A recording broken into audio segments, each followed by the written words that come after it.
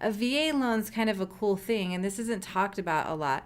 So, for example, I had a veteran that he was in the military overseas, and there was an explosion that came in, and he was like thrown from the top of an aircraft. Jeez. Not why it was in the air, it was on the ground. I think he was fixing it or something. But basically, because of that, he then had to go to get surgery on his back, and then the person that was doing the surgery made a mistake and he was paralyzed from the neck down. I know this is a tragic story, but this is a real loan that I did. Right. But it has a good ending, though. It does have a good Right. ending. So it took the military several months to be able to investigate the situation and to start paying him the disability because he could no longer work anymore, right? So he wasn't making an income. Right. During that time of the several months, if you don't have income coming in, it's very hard to make your monthly payments and your credit kind of goes to crap. Right. So he had lower credit scores. All of it was caused by what happened in the military.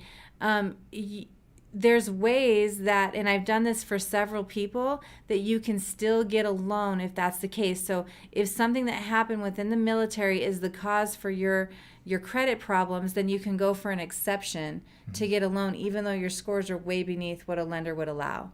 So as a veteran, you have different options out there to get into a house. I'm not saying it's an easy process. It's something that we have to kind of go through together and fight a little bit and advocate for you, but you can get it through. So if you've had things happen like that have been something that you weren't expected and it had to do with military, then let's talk about it and let's try to get you through on one of those exception bases. And in that particular situation, remember how long it took from, when they first contacted you to when you were finally able to get? I think it took about 3 months to be able to get it through, to be able to get everything through and finally get it approved. And it was definitely a cheerleading moment when it happened. Yeah. And that was the most dramatic. I've had other people that have, had situations that have happened within the military and that it caused things to, a lot of things can happen when you're overseas and you're doing different things like that. So we've had to fight for them too. That was probably the most dramatic that I'm telling you the story on. But Amber grew up in a military family. I did. So that's more near and dear to her heart when it comes to the veterans and that kind of thing. So, I mean, in that situation, though, was it just the big hassle was trying to get in touch with the VA and sort things out, or was it with? No, it wasn't necessarily the VA. It's you're dealing with underwriters. So if an underwriter's, when an underwriter signs off on a file, they're going to put their name on that file. So in order to put their name on that file, they have to have things documented just so and prove that the credit, his situation and everything on the credit was because of that. So there's a lot of investigation that goes into it. I think that's the biggest part. Right. It's not a straightforward situation, so it's going to take way more like individual effort. Plus on our side and on the veteran side too.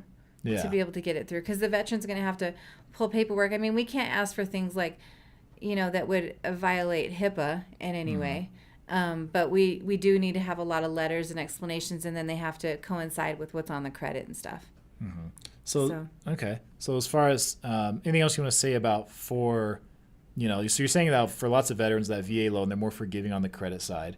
They are. You can go down to a 540 FICO score. At least at Guild where I work, you can go down to a 540 FICO score, still get 100% financing. Most companies have overlays where they'll require that you have a certain FICO score to get a loan. VA doesn't really give minimum FICO scores, but you have to ask the lender what their overlays are on that stuff. But yeah, VA is definitely very forgiving when it comes to credit. You can explain things.